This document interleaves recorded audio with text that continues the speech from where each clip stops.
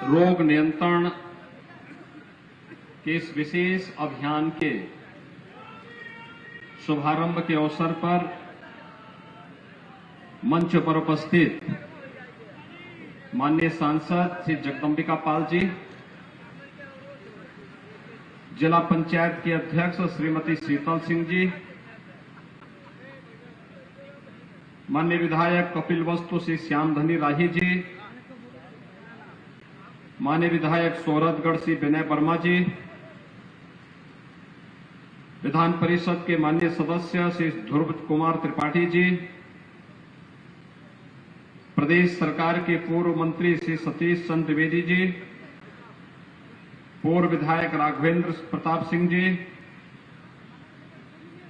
श्री गोविंद माधव जी, आज के इस कार्यक्रम में उपस्थित सभी प्रदेश के अपर मुख्य सचिव स्वास्थ्य समेत सभी प्रशासनिक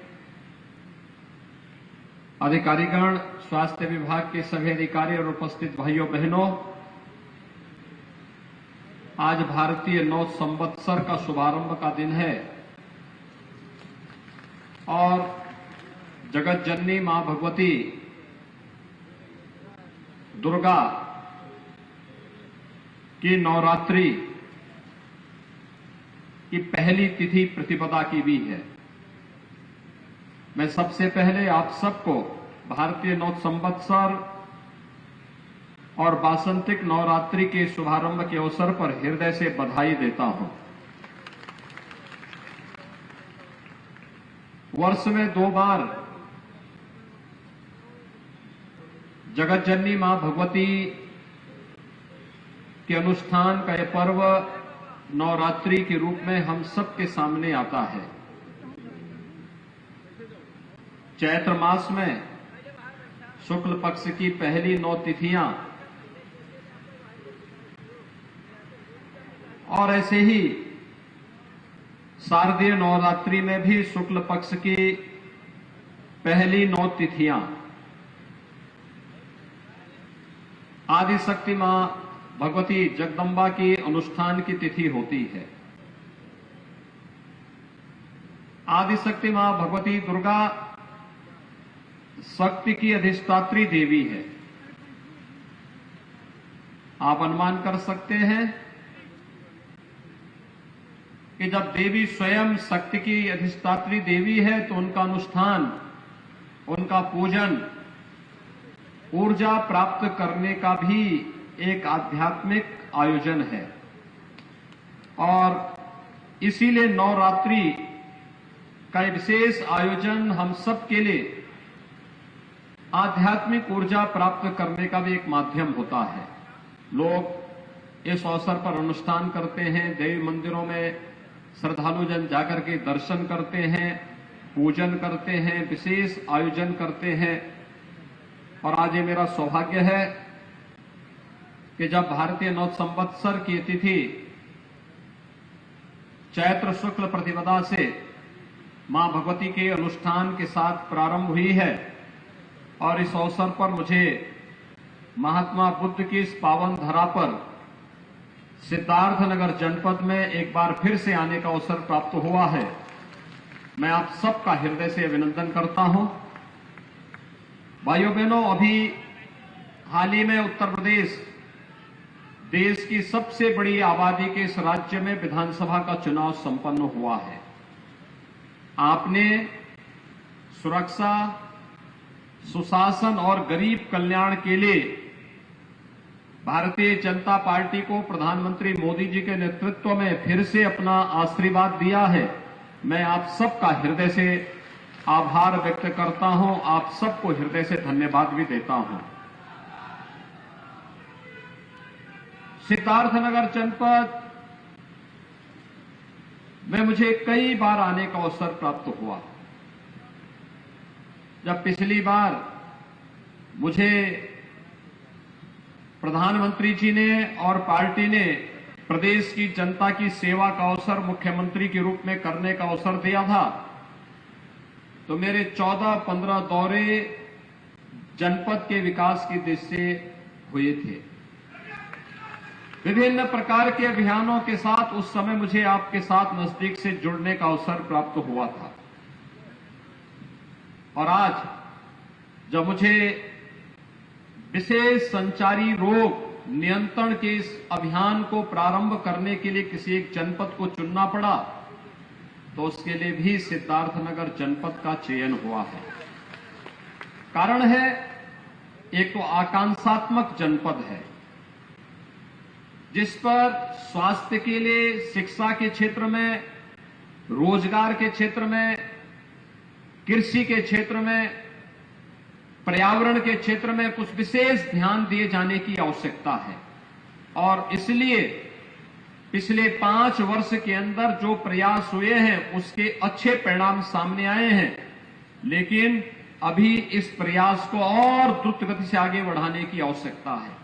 संचारी रोग का मतलब मस्तिष्क ज्वर, यानी जो नौ की बीमारी है, जिसके कारण आपने देखा होगा 1977 से लेकर के 2017 तक अनवरत मौत का एक लंबा सिलसिला चलता रहा।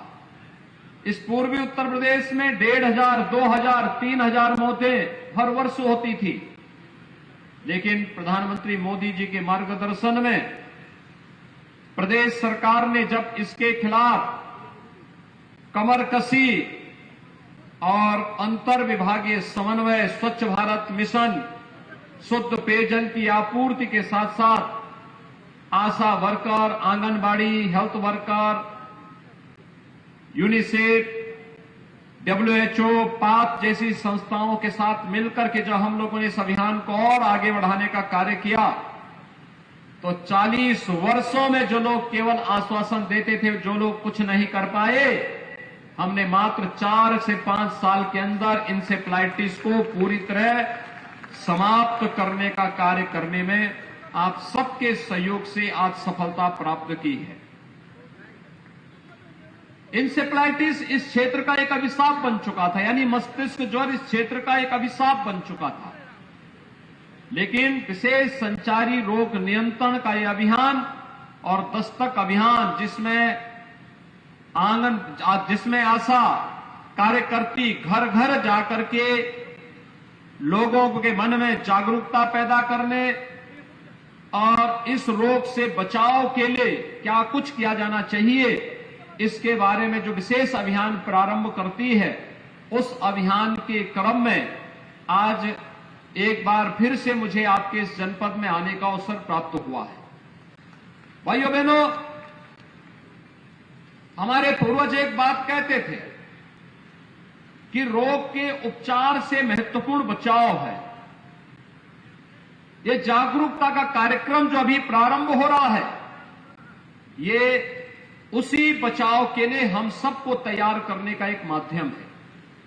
हम अपना बचाव करें और बचाव करने के साथ ही हम फिर अगर कोई बीमार हो जाता है तो अगले कुछ दिनों में जब आशा वर्कर घर घर जाकर के लोगों को बताएगी कि रोग के उपचार के साथ साथ अगर बीमारी होती है तो बिना इंतजार किए हमें कौन से हॉस्पिटल में कब पहुंचना है, अगर आप उसके साथ जुड़ेंगे तो मेरा ये मानना है कि चाहे वो मस्तिष्क ज्वर हो, मलेरिया हो, डेंगू हो, चिकनगुनिया हो, कालाजार हो, इन सब का तो समाधान होगा ही।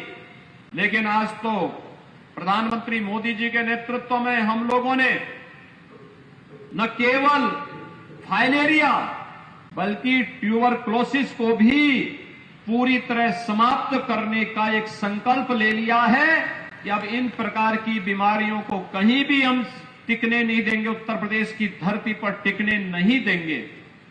और जब स्वास्थ्य की बात होगी तो 5 वर्ष में सर्वाधिक मेडिकल कॉलेज बनाने का रिकॉर्ड भी उत्तर प्रदेश के अंदर है, उत्तर प्रदेश के पास है। हम लोगों ने तो श्री माधव प्रसाद त्रिपाठी जी की स्मृति में महात्मा बुद्ध की इस पावन धरा पर मेडिकल कॉलेज के निर्माण का कार्य भी अपना पूरा कर दिया और पहले सत्र के बच्चे यहां पर एडमिशन ले चुके हैं। ये मेडिकल कॉलेज हेल्थ इंफ्रास्ट्रक्चर प्रधानमंत्री स्वास्थ्य सुरक्षा योजना के अंतर्गत हम लोगों ने विगत 5 वर्ष के अंदर 33 नए मेडिकल कॉलेज निर्माण का कार्य आगे बढ़ाया था, जिसमें से हम 17 मेडिकल कॉलेज में पठन पाठन का कार्य प्रारंभ कर चुके हैं, उनको आगे बढ़ा चुके हैं और अगले 1 वर्ष के अंदर हम लोग 17 से 18 नए मेडिकल कॉलेज प्रारंभ करेंगे, जिससे प्रदेश के अंदर मेडिकल एजुकेशन की भी समस्या का समाधान हो जाएगा और साथ साथ लोगों को बेहतरीन विशेषज्ञ स्वास्थ्य सुविधा भी यहां पर प्राप्त होगी। और इस दृष्टि से जब विधानसभा का चुनाव संपन्न हुआ है, मैं आप सबको भारी बहुमत से विकास के लिए, सुरक्षा के लिए, सुशासन के लिए, गरीब कल्याण के लिए एक बार फिर से अपना आशीर्वाद देने के लिए हृदय से आप सबको मैं हृदय से धन्यवाद देता हूं। भाइयों बहनों, हम लोगों ने विगत 2 वर्ष के दौरान इस सदी की सबसे बड़ी महामारी कोरोना का सामना किया। कोरोना महामारी के कारण दुनिया के अंदर लाखों लोगों ने अपनी जान गंवाई, लेकिन देश के अंदर प्रधानमंत्री मोदी जी के नेतृत्व में बेहतरीन कोरोना प्रबंधन का जो मॉडल खड़ा हुआ, दुनिया ने उसकी सराहना की और उत्तर प्रदेश ने आप सभी के सहयोग से, सभी जनप्रतिनिधि, सभी हेल्थ वर्कर, सभी कोरोना वॉरियर्स, आंगनबाड़ी, आशा वर्कर, एएनएम, इन सभी ने मिलकर के एक एक घर में जाकर के दस्तक अभियान के माध्यम से निगरानी समितियों को मजबूती प्रदान करते हुए ग्राम प्रधानों ने, पार्षदों ने, सभी जनप्रतिनिधियों ने मिलकर के इस अभियान का हिस्सा बनकर के मेडिसिन किट हर लक्षण युक्त व्यक्ति को देने का जो कार्य किया, उसका परिणाम रहा उत्तर प्रदेश का मॉडल दुनिया के अंदर बेहतरीन मॉडल के रूप में माना गया। बेहतरीन कोरोना प्रबंधन उत्तर प्रदेश का, जिसमें फ्री टेस्ट, फ्री उपचार, फ्री वैक्सीन, उत्तर प्रदेश अब तक 30 करोड़ वैक्सीन की डोज उत्तर प्रदेश के नागरिकों को उपलब्ध करा चुका है। और जब डबल इंजन की सरकार होगी तो डबल डोज राशन की भी प्राप्त होगी ही, और ये डबल डोज राशन की भी प्रदेश के हर जरूरतमंद को उपलब्ध करवाने का कार्य भी किया गया। भाइयों बहनों, हम सबको विकास की इस प्रक्रिया को निरंतर आगे बढ़ाए रखना है। आज भगवान बुद्ध के समय का जो एक चावल काला नमक चावल के रूप में विख्यात था, कहते हैं इसका अनुसंधान उस कालखंड में हुआ था और आज उस कालखंड में जिस चावल का अनुसंधान हुआ था, उसकी खुशबू जो केवल पहले सिद्धार्थनगर जनपद तक सीमित थी, आज वह देश के अंदर पहुंच चुकी है। अब इसको दुनिया के अंदर महात्मा बुद्ध की तरह ही काला नमक चावल की खुशबू को पहुंचाना है। इसीलिए हम लोगों ने एक जनपद एक उत्पाद में काला नमक चावल को जनपद सिद्धार्थनगर के साथ जोड़ा है। इसके अनुसंधान की रफ्तार को थमने नहीं देनी है, इसके अभियान को निरंतरता देनी है, विकास की प्रक्रिया निरंतर चलती रहे, ये हमारा प्रयास होना चाहिए और उस प्रयास के तहत हमारा अभी से कार्य प्रारंभ हो। आज संचारी रोग नियंत्रण का अभियान भी प्रारंभ हो रहा है। मां दुर्गा के अनुष्ठान से प्राप्त होने वाली शक्ति किसी भी प्रकार के रोग से, शोक से, संताप से संपूर्ण मानवता को मुक्त करने में अपना योगदान देगी। इस विश्वास के साथ जगत जननी मां भगवती से मैं यही प्रार्थना करता हूं और आप सबका मैं आह्वान करूंगा कि आज जो विशेष अभियान चल रहा है, इस विशेष अभियान के साथ हम सब जुड़ करके कार्य करें। स्वच्छ भारत मिशन में हर जरूरतमंद के घर में शौचालय बने। 2 करोड़ 61 लाख गरीबों के लिए हम लोगों ने प्रदेश भर में शौचालय बनाए। जिन लोगों के पास सिर ढकने के लिए छत नहीं थी, ग्रामीण और शहरी क्षेत्र में ऐसे 43.5 लाख गरीबों को एक एक आवास उपलब्ध करवाने का कार्य किया गया। जिन लोगों के पास राशन के कार्ड नहीं थे, ऐसे 15 करोड़ लोगों को राशन की सुविधा फ्री में उपलब्ध करवाने का कार्य कोरोना जैसी महामारी के दौरान किया गया। और आज हम सब इसीलिए आए हैं कि ये जितना भी अभियान चल रहा है उत्तर प्रदेश के प्रत्येक नागरिक को स्वस्थ बनाए रखने के लिए मेरा अनुरोध होगा आप लोगों से। स्वास्थ्य की सुविधाओं में तेजी के साथ वृद्धि हो रही है और आयुष्मान भारत कार्ड, मुख्यमंत्री जन आरोग्य योजना के अंतर्गत जो गोल्डन कार्ड बनाए जाने हैं, ये कार्ड हर वह व्यक्ति बना ले जिसका नाम उस सूची में आ चुका है, क्योंकि उस कार्ड के माध्यम से आप जहां कहीं भी जाएंगे इन पैनल्ड हॉस्पिटल में आपको फ्री में उपचार की सुविधा उपलब्ध हो जाएगी और साथ साथ सरकार को भी इस कार्यक्रम को सफलतापूर्वक अन्य लोगों तक पहुंचाने में भी सफलता प्राप्त हो जाएगी। कोई जरूरतमंद व्यक्ति उपचार के अभाव में न रहने पाए, कोई जरूरतमंद व्यक्ति शिक्षा से वंचित न होने पाए, कोई भी जरूरतमंद व्यक्ति हर उस व्यक्ति तक शासन की योजनाओं का लाभ पहुंचे, ये हमारा प्रयास होना चाहिए। और भाइयों बहनों, हमारा प्रयास होना चाहिए कि हम कहीं भी गंदगी न होने दें। याद रखना, स्वच्छता इसका अभियान का हिस्सा है। मच्छर पे गंदगी होगी तो मच्छर पैदा होंगे, मच्छर होंगे, मलेरिया होगा, इंसेफ्लाइटिस होगा, डेंगू होगा, कालाजार होगा, चिकनगुनिया होगा। और इसलिए हमारा प्रयास होना चाहिए गंदगी न हो, जल जमाव न हो, कहीं भी ऐसी स्थिति न हो जिसके कारण किसी भी प्रकार के मच्छर या अन्य ऐसे बैक्टीरिया को पैदा होने का अवसर मिले जो तमाम प्रकार की बीमारियों का कारक बने और फिर निर्दोष लोगों के जीवन को लीलने का कार्य करे। ये विशेष अभियान इसी के साथ चल रहा है। इसमें स्वच्छता के कार्यक्रम को हमें प्राथमिकता के आधार पर आगे बढ़ाना होगा, सैनिटाइजेशन की कार्रवाई को आगे बढ़ाना होगा।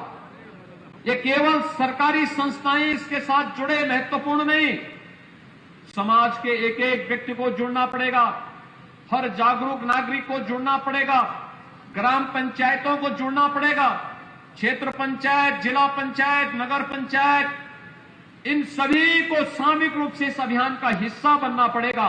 और सामूहिकता में बड़ी ताकत होती है। इस सामूहिक ताकत जब आगे जाएगी तो इंसेफ्लाइटिस यानी मस्तिष्क ज्वर के साथ साथ डेंगू है, मलेरिया है, फाइलेरिया है, चिकनगुनिया है, ये जितनी भी अन्य बीमारियां हैं, इनसे तो हमें राहत देगी ही।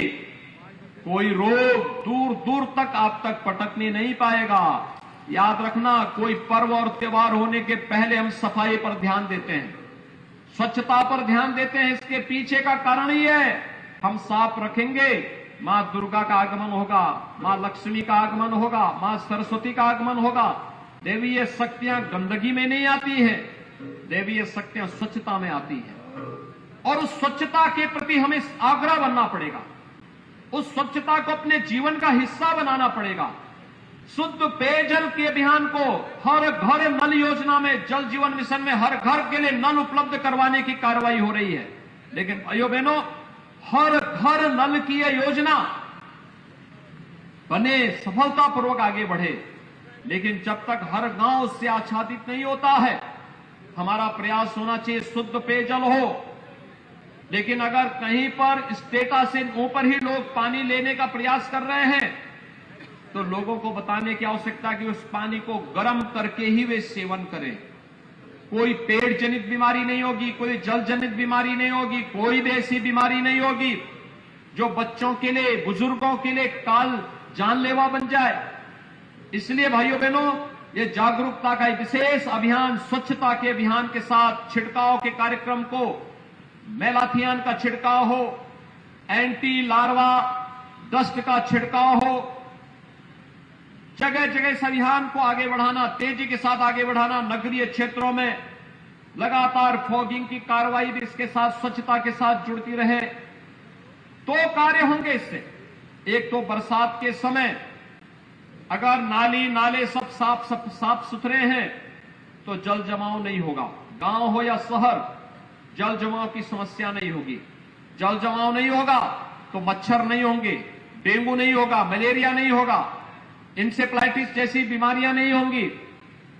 अगर बच्चा स्वस्थ है, प्रत्येक नागरिक स्वस्थ है, तो वह केवल व्यक्ति नहीं, परिवार स्वस्थ होता है, परिवार स्वस्थ है तो समाज स्वस्थ होता है, समाज स्वस्थ होता है तो प्रदेश स्वस्थ होता है।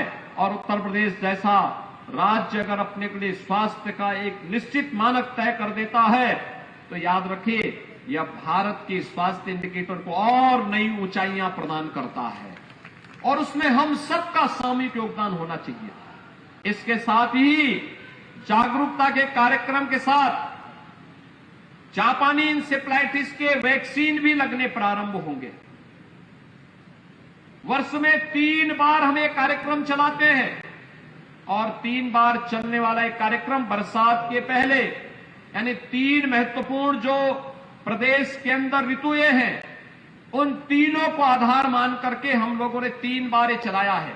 इसमें स्वास्थ्य विभाग को नोडल विभाग बनाया गया है, ग्राम्य विकास और पंचायती राज, नगर विकास, महिला और बाल विकास, माध्यमिक और बेसिक शिक्षा, समाज कल्याण विभाग, दिव्यांगजन विभाग, इन सभी को एक साथ जोड़ करके यह एक अभियान एक साथ आगे बढ़ रहा है। आज हम इस कार्यक्रम को आगे बढ़ा रहे हैं। कल आपने देखा होगा 1 अप्रैल से गेहूं क्रय केंद्र प्रारंभ हुए हैं। यह सच है कि अभी गेहूं को तैयार होने में कम से कम 1 सप्ताह लगेगा, लेकिन आने वाले समय में जब गेहूं तैयार होंगे तो क्रय केंद्र आपके लिए तैयार मिलेंगे और इस अभियान को हम तेजी के साथ आगे बढ़ाएंगे। किसी भी अन्नदाता किसान को परेशानी नहीं होगी। इसके लिए यह कार्यक्रम हमारा आगे बढ़ाने का कार्य होगा।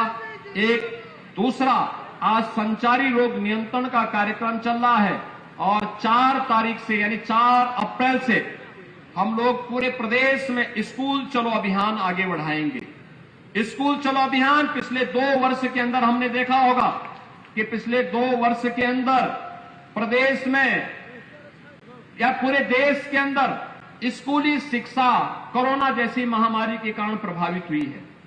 हमारा प्रयास होना चाहिए कोई बच्चा स्कूल से वंचित न रहने पाए और 4 से जो अभियान चलेगा, हर एक सामाजिक संगठन, स्वयंसेवी संगठन, शिक्षा विभाग, जनप्रतिनिधि, इन सबसे मेरा आह्वान होगा, इस अभियान के साथ हम उन्हें जोड़ करके इस अभियान को सफलतापूर्वक आगे बढ़ाने का कार्य करेंगे। मैं एक बार फिर से विशेष संचारी अभियान को आगे बढ़ाने के जिससे संचालित होने वाले आज के इस कार्यक्रम के अवसर पर पूरे प्रदेश वासियों के प्रति हृदय से बधाई देता हूं। उन्हें भारतीय नव संवत्सर की अपनी शुभकामनाएं देता हूं और विश्वास व्यक्त करता हूं ये कार्यक्रम सफलतापूर्वक आगे चल करके पूरे प्रदेश के अंदर प्रत्येक नागरिक को प्रदेश के अंदर संचारी रोगों से बचाने में महत्वपूर्ण भूमिका का निर्वहन करेगा। आप सबके प्रति मेरी शुभकामनाएं। धन्यवाद। जय हिंद।